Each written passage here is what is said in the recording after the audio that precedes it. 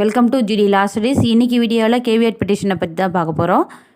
Procedure for caveat petition, rights and duties, validity for caveat petition. இந்த சேனலில் first time பார்க்குறீங்கன்னா இந்த வீடியோவை லைக் பண்ணுங்கள், ஷேர் பண்ணுங்கள், சப்ஸ்கிரைப் பண்ணுங்கள். வாங்க வீடியோக்குள்ளே போகலாம். கேவியட் பெட்டிஷன்னா முன்னெச்சரிக்கை மனு. அதாவது எக்ஸு இசட் 2 பேர் இருக்காங்க. எக்ஸ் என்ற பார்ட்டி இசட் என்ற பார்ட்டிக்கு அகைன்ஸ்டாக பெட்டிஷன் கோர்ட்டில் மூவ் பண்ணுவாருன்னு இசட் கருதுனாருன்னா அவரை பாதுகாத்துக்கிறதுக்காக முன்னெச்சரிக்கை மனுவாக போடுறத கேவியட் பெட்டிஷன். இந்த இசட் என்ற பர்சனு, அதாவது கேவியட் பெட்டிஷன் போடுறவர் கேவியேட்டர்னும், எக்ஸ் என்ற பர்சன், அதாவது யார் மேலே பெட்டிஷன் போடுறாங்களோ அவங்க கேவியேட்டினும் சொல்கிறாங்க. இந்த கேவியட் பெட்டிஷனுடைய வேலிடிட்டி 90 டேஸு. 90 டேஸ்க்கு அப்புறம் திருப்பியும் ரினியூவல் பண்ணி மறுபடியும் புதுசாக போடுற மாதிரி போடணும் கேவியட் பெட்டிஷன். இந்த கேவியட் பெட்டிஷனை எதுக்காக போடுறாங்கன்னா,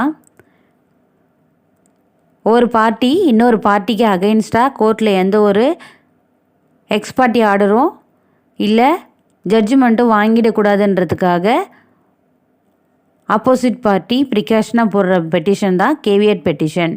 அதான் எக்ஸ் அண்ட் இசட்னு நம்ம பார்த்தோம். இந்த கேவியட் பெட்டிஷன் போடலன்னா அந்த கேஸுக்கு சம்மந்தமான அவங்க போடலாம். அந்த கேஸில் கொஞ்சமாக ரிலேட்டான அந்த கேஸை பற்றி தெரிஞ்சிருந்த அவங்களும் கேவியட் பெட்டிஷன் போடலாம். ஆனால் தேர்ட் பர்சனும் இந்த கேவியட் பெட்டிஷனை போட முடியாது. இப்போ எக்ஸ் என்ற பார்ட்டி எந்த கோர்ட்டில் அவர் ஜுரிடிக்ஷன் டிஸ்ட்ரிக்ட் கோர்ட் எங்கே இருக்கோ அங்கே அவர் கேஸ் ஃபைல் பண்ணுவாருன்னு சொல்லிட்டு இசட் என்ற பர்சன் கருதுனாருன்னா அங்கே இவர் போடுறதுக்கு முன்னாடி எக்ஸ் என்ற பர்சனு பெட்டிஷன் போடுறதுக்கு முன்னாடி இசட் என்ற பர்சனு கேவியட் பெட்டிஷனை போடலாம். எதற்காகனா இவருக்கு ஆப்போசிட்டாக எந்த ஒரு ஆக்ஷனும் எடுத்தாலும் அவருக்கு நோட்டீஸ் போகணும்னு சொல்லிட்டு கேட்குறதுக்கான ரைட்ஸு இசட் என்ற பார்ட்டிக்கு இருக்குது. இந்த கேவியட் பெட்டிஷனை முனிசிபல் கோர்ட்டு இல்லை சப்கோர்ட்டில் மட்டும்தான் போட முடியுமானா கிடையாது. ஹைகோர்ட், சுப்ரீம் கோர்ட்லேயும் போடலாம். இன்கேஸ் இந்த எக்ஸ் என்ற பார்ட்டிக்கு டிஸ்ட்ரிக்ட் கோர்ட்லேயோ இல்லை முனிசிபல் கோர்ட்லேயோ ஜட்ஜ்மெண்ட் அவங்களுக்கு சாட்டிஸ்ஃபைடாக இல்லாத பட்சத்தில் அவங்க ஹைகோர்ட், சுப்ரீம் கோர்ட்டையும் அணுகலாம்.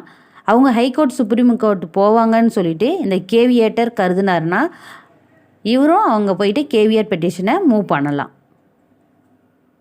இப்போ ஒரு கேஸில் பார்க்கலாம். தீபக் கோஷிலால் வெர்சஸ் யூனியன் ஆஃப் இந்தியா.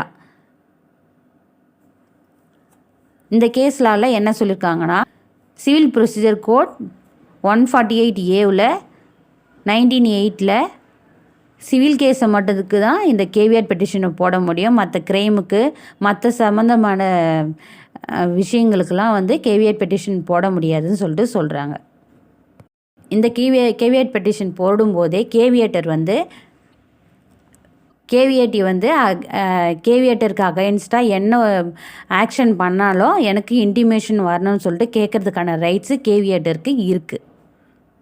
இந்த கேவியட் பெட்டிஷனை பற்றி சிவில் ப்ரொசீஜர் கோடில் செக்ஷன் 148A மென்ஷன் பண்ணியிருக்காங்க.